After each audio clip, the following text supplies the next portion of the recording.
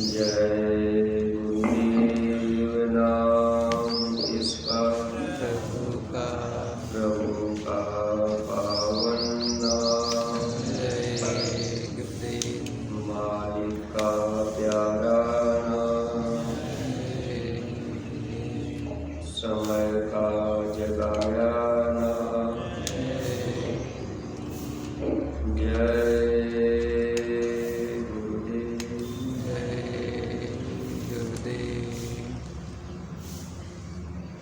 सब रूप में विराजमान परम पूज्य स्वामी जी महाराज, परम श्रद्धेय महाराज जी के चरणों में कोटि कोटि नमन प्रणाम करते हुए संस्था के वरिष्ठ पदाधिकारी सदस्यगण, सभी सत्संगी धर्म प्रेमी भाई बहनों, जिम्मेदार सेवादार प्रेमियों को सादर जय गुरुदेव।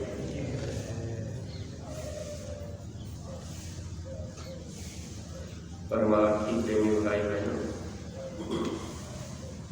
जब जन्म जन्मांतर के पुण्य इकट्ठा होते हैं, बड़े भाग्य से मनुष्य शरीर का अवसर हम सब जीवों को प्राप्त होता है। मानव जीवन मिलने के बाद संसार में दो चीजें दुर्लभ होती हैं। महापुरुषों ने लिखा, सुख दारालो लक्ष्मी, पापी घर भी होय, संत समागम हरि कथा, जग में दुर्लभ होय। धन दौलत रुपया पैसा, महल अटारी गाड़ी घोड़ा, ये दुनिया के साजो सामान हर इंसान के पास कर्मानुसार मिल जाता है, लेकिन संतों का मिलन और भगवान की सच्ची कथा, ये दो चीजें दुर्लभ हुआ करती हैं। किसी किसी का सौभाग्य होता है जिनको इस मानव जीवन में संत मिल जाते हैं। हम प्रेमी भाई बहनों का ये परम सौभाग्य है। गुरु महाराज ने हम लोगों के बाम को पकड़ लिया। गुरु महाराज को हम लोग तो नहीं खोज पाए, लेकिन गुरु महाराज ने हम जीवों को खोज लिया।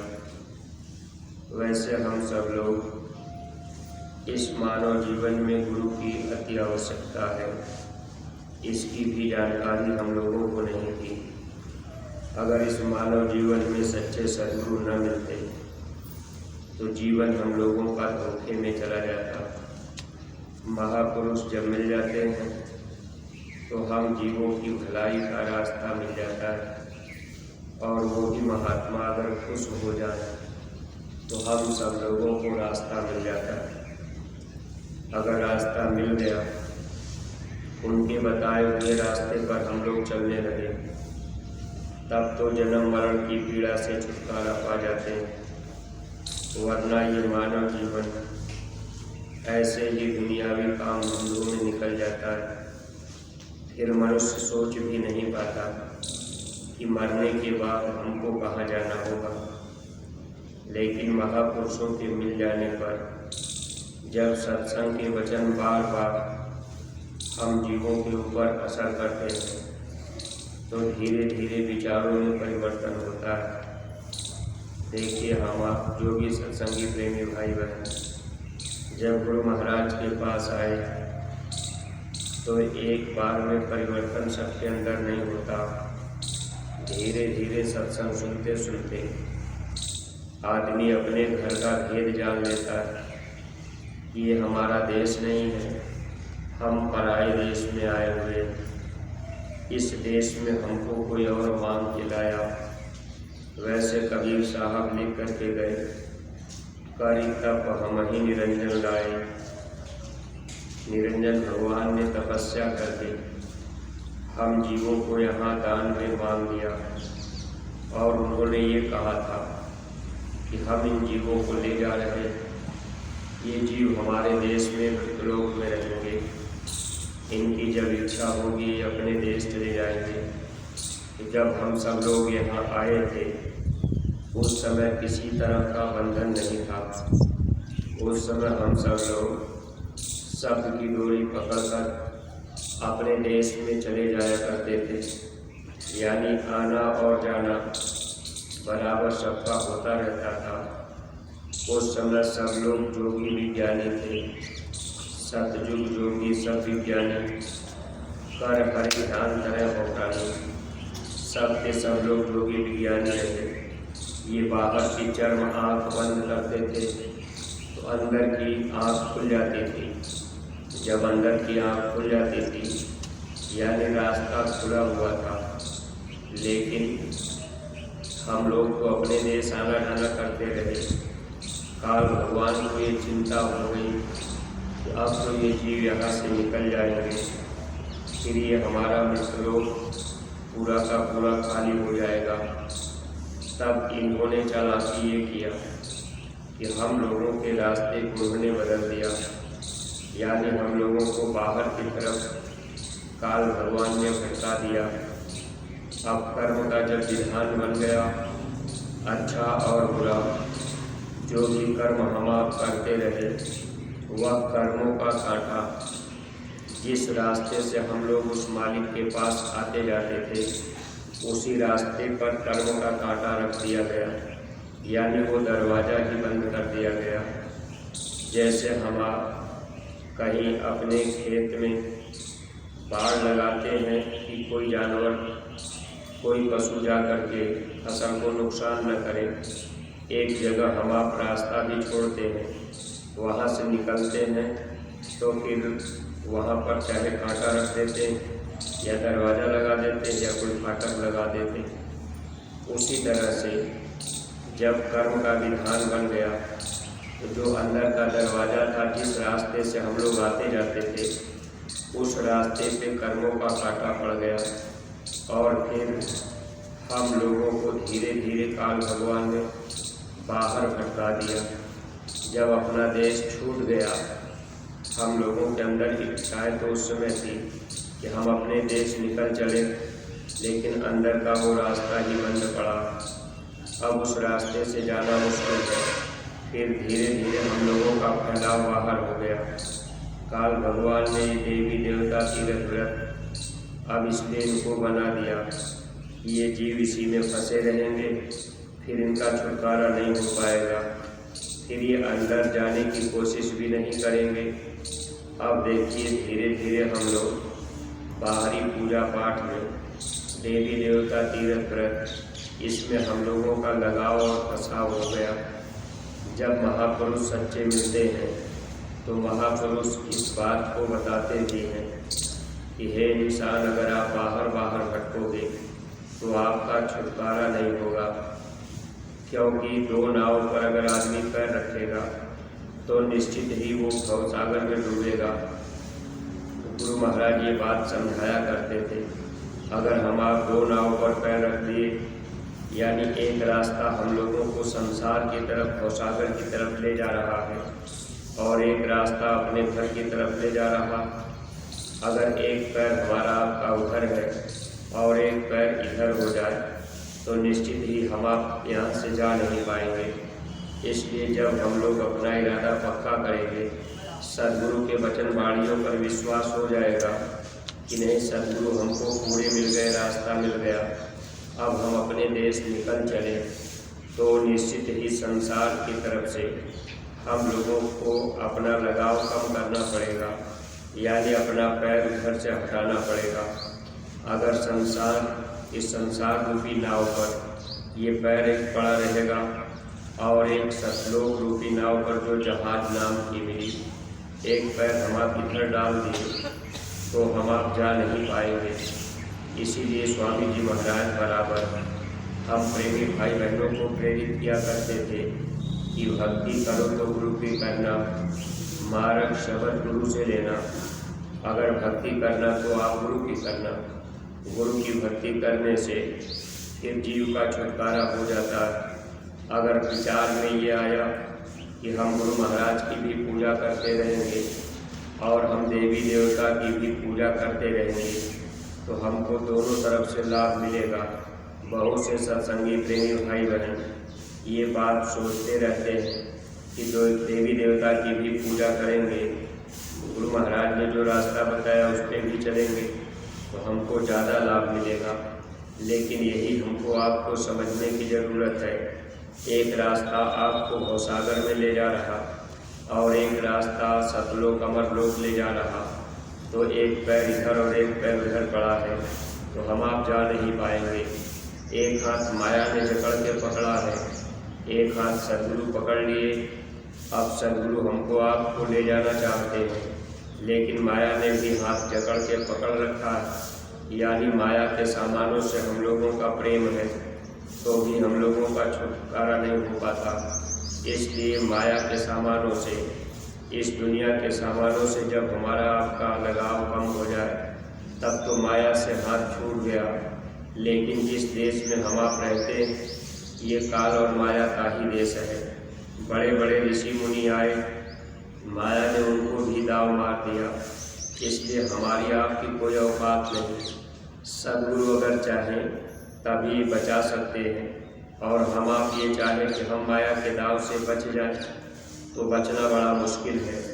ये मन और माया कब दाव मारेंगे इसको हम आप जान भी नहीं पाएंगे। इसलिए महापुरुष हम जीवों को बचाने का हमेशा प्रयास करते हैं। तो जब हम आप गुरु का वचन पकड़ेंगे, यानी जितना अधिक गुरु की बात मानते जाएंगे, जितना अधिक आदेश गुरु का मानेंगे, गुरु को ही सर्वोपरि सब कुछ समझेंगे, तब धीरे धीरे माया की तरफ से हाथ छूटता जाता है और सदगुरु अपनी तरफ खींचते जाते हैं। लेकिन अगर हम आप बात को न माने तो हमारा आपका लगाव और प्रेम भी नहीं होगा। मान लीजिए सत्संग में हम लोग शामिल हो गए और गुरु महाराज के वचनों को हम आप न माने। बहुत से सत्संगी प्रेमी भाई बहन ये बात सोचते रहते हैं कि हमको नामदान मिल गया तो हम बार बार मथुरा क्यों जाएं, बार बार हम सेवा क्यों करें, बार बार हम सेवा क्यों दें, हम शाकाहारी का प्रचार करने क्यों जाएं। जो भी आदेश महात्मा देते हैं उस आदेश का पालन अगर हम आप कर लेते हैं तब तो हम लोगों का छुटकारा होता है माया की तरफ से और सदगुरु की तरफ प्रेम बढ़ता जाता है, यानी सदगुरु अपनी तरफ खींचते जाते हैं। अब अगर हम आप गुरु के वचन को नहीं माने, शंका में संदेह में हो गए या मन ने ये धोखा दे दिया कि हम तो नामदानी हैं, अब हमको चुपचाप सुमिरन ध्यान भजन करना है, तो परमार्थी प्रेमी भाई बहनों, सुमिरन ध्यान और भजन ये हम लोगों के बस की चीज़ नहीं है। बगैर सदगुरु की दया और कृपा से साधन कोई नहीं कर सकता। साधक अगर साधना करना चाहे तो गुरु की दया लेकर के ही करेगा, तभी उसको लाभ मिल सकता है। अगर साधक अपने हट से साधना करेगा, ठीक है रास्ता भी मिल गया, अब आप एक हट कर लेंगे, जिद कर लेंगे कि नहीं हम आज 4 घंटा 3 घंटा बैठेंगे और आप खूब अभ्यास करेंगे। जब आपके अंदर ये अहंकार हो जाएगा कि हमने किया तो गुरु की दया का हम आप ज़रा सा भी एहसास नहीं करेंगे, या हम लोगों के मन में ये हो गया कि हम 3 घंटा 4 घंटा बैठे तब हमारा भजन बना, तो यहाँ हम लोगों के अंदर अहंकार आता है। फिर इस तरह से जीव कहीं न कहीं गिर जाते हैं, क्योंकि काल और माया हमेशा गिराने का काम करते रहते हैं। अगर हम आप अंतर में भी चलने लगे, कुछ हमको आपको मिलने भी लगा, प्रकाश भी दिखाई देने लगा या आवाज़ भी सुनाई देने लगी, जब धीरे धीरे कर्मों का सफाई हम आप सुमिरन ध्यान भजन से कर लिए तो अंतर में कुछ मिला भी, तो उसमें भी ये अहंकार हो गया कि हमने किया, हम में बैठा, तब हमको ये मिला। तो यहाँ जीव के गिरने का डर रहता है। इसलिए हमेशा गुरु की दया लेकर ही सुमिरन ध्यान और भजन गुरु के सहारे हम आप चलेंगे, तब तो ये सफ़र तय हो जाएगा। मंजिल इतनी दूर है कि हम आप इतनी जल्दी पहुंच भी नहीं पाएंगे। बीच में भी बहुत से ऐसी शक्तियां हम लोगों को गिराने का प्रयास करती हैं। इसलिए हमेशा गुरु के वचन का सहारा और गुरु के बताए रास्ते पर चलने पर जीव के अंदर मजबूती आ जाती है, आत्मा के अंदर ताकत आ जाती है। जब आत्मा के अंदर ताकत आ जाती है तो एक बार रास्ते में अगर कोई बाधा भी आती है तब ये आत्मा उस बाधाओं से अपने आप को निकालते हुए फिर अपने देश चली जाती है। आत्मा के अंदर ताकत कब आएगी? जब हम लोग गुरु के वचन को मानेंगे। अगर वचन को नहीं मानेंगे तो इस आत्मा के अंदर ताकत नहीं आती है, और जब तक आत्मा के अंदर ताकत नहीं आएगी तब तक हम लोग शब्द की डोरी पकड़कर अपने देश नहीं जा पाते। अगर ताकत आत्मा के अंदर आ गई तब तो हम आप यहाँ से निकल पाएंगे। किसी कमज़ोर आदमी से कह दिया जाए कि ये खंभा पकड़ के आप ऊपर चढ़ जाइए तो वो आदमी नहीं चढ़ पाएगा। लेकिन कोई मजबूत आदमी हो, अगर उससे कह दिया जाए कि ये खंभा पकड़ के आप ऊपर चले जाइए तो मजबूत आदमी चढ़ जाएगा। ऐसे ही जीवात्मा हम सब लोग जब इस संसार में आए, शुरू में तो हम आप शब्द की डोरी पकड़े थे और उसी आवाज़ को पकड़ करके आते जाते थे। लेकिन जब कर्मों का काटा काल भगवान ने रख दिया, अब वो दरवाज़ा बंद हो गया। अब हम लोगों का फैलाव बाहर हो गया। अब हम लोग बाहरी पूजा पाठ में लग गए। फिर हम लोगों को सद्गुरु मिल गए, सच्चा रास्ता मिल गया। तो जब सच्चा रास्ता मिल गया तो बाहरी पूजा पाठ से हर सत्संगी प्रेमी भाई बहनों को अपने को बचा लेना चाहिए। अगर आप बाहरी पूजा पाठ से बच गए तो आपका विश्वास पक्का हो गया। आपने एक रास्ता पकड़ लिया, सिर्फ गुरु की पूजा। जब आप गुरु की पूजा करने लगे, गुरु के बताए रास्ते पर चलने लगेंगे, जो गुरु कहेंगे आप उनके वचन को ज़्यादा से ज़्यादा वचन को मानेंगे तो आपके अंदर ताकत आती जाएगी। फिर जब आप अपने रास्ते पर अंदर आपको चलना है, तो जब आप अंदर में चलने लगेंगे तो आपके अंदर डर और भय भी नहीं रहेगा। हालांकि काल की शक्तियाँ डराने का भी काम करती हैं, हर समय गिराने का काम करती हैं। अब आप बैठे रहेंगे साधन भजन में, लगेगा कोई आपको मार के भाग गया। गुरु महाराज कभी कभी सत्संग में सुनाते थे, जब साधक साधना करते हैं और जब एकाग्रता आती है तो जैसे आपके अगल बगल जैसे पायल बजे, अब आपको उसकी आवाज़ सुनाई देगी तो आपको लगेगा कोई औरत मेरे पास आ गई। फिर आप अपनी आंखें खोल देंगे। इस तरह से प्रयास हमेशा काल की शक्तियाँ करती हैं। ये जीव यहाँ से निकलने ना पावे, ध्यान भी अंदर में न जाने पावे। लेकिन जब गुरु के वचन को हम आप मानेंगे, ज़्यादा से ज़्यादा उनकी बातों को अपने जीवन में अमल करेंगे तो आत्मा के अंदर मजबूती आ जाती है। ताकतवर आदमी, जैसे आप कभी कभी देखते हैं कोई बड़ा आदमी होता है तो वो जल्दी क्रोध में नहीं आता और उतनी जल्दी बात भी नहीं करता, हर बात सोच समझ के करता है। अब एक छोटा आदमी हो, उसकी बुद्धि में भी कमजोरी हो तो वो जरा सी बात में उबल जाता है। ऐसे ही प्रेमी भाई बहनों, जब हम आप गुरु के वचन को मानेंगे, आत्मा के अंदर शक्ति आ जाएगी। फिर शब्द की डोरी पकड़कर हम आप धीरे धीरे अपने देश चले जाएंगे। जो कर्मों का कांटा काल भगवान ने उस दरवाजे पर रखा है, अब महात्मा उस कांटे को धीरे धीरे हटाते। जैसे आपके पैर में कोई कांटा चुभ जाए तो अब देखिए, निकालने के लिए हम आप बड़े बारीकी से सुई से जरा सा जगह करके फिर चिमटी से पकड़ करके खींच लेते हैं, आराम से वो कांटा निकल जाता है। ऐसे ही कर्मों का कांटा उस दरवाजे पर काल भगवान ने रखा है। महात्मा अब सेवा रूपी चिमटी लगाकर एक एक कर्मों को, एक एक कांटे को हटाते हैं। इसीलिए जितने प्रकार की सेवा लगाई जाती है और जो सेवा हम प्रेमी भाई बहनों को दी जाती है, अगर हम आप उस सेवाओं को करते जाएं तो धीरे धीरे कर्मों का कांटा साफ होता है। अब मान लीजिए शुरू में नाम डाल दिए, थोड़ी बहुत सेवा किए, उसके बाद हम आप सेवा भी देना बंद किए, आना जाना भी बंद कर दिए, सेवा करना भी बंद कर दिए। अगर गुरु दरबार में आए भी तो हम आप इधर उधर में समय बिता दिए तो ये मौका हम लोगों का धोखे में जाता।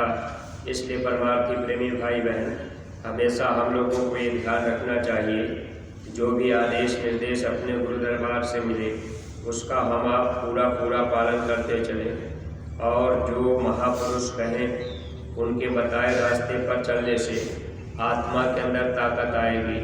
जब हम आप ताकतवर हो जाएंगे, आत्मा बलवती हो जाएगी, तब ये जीवात्मा शब्द की डोरी पकड़ करके निकलेगी। ये आत्मा इस लोक में आकर कर्मों के कांटे से दब चुकी है, जैसे सोई पड़ी हुई है। अब ये मन आत्मा की ताकत लेकर के काम करता है। अब सोए हुए बच्चे को अगर आप जगाएंगे तो तुरंत उसके अंदर जागृति नहीं आती। वो बच्चा उठता है तो उठने के बाद लगता है शरीर में ताकत ही नहीं।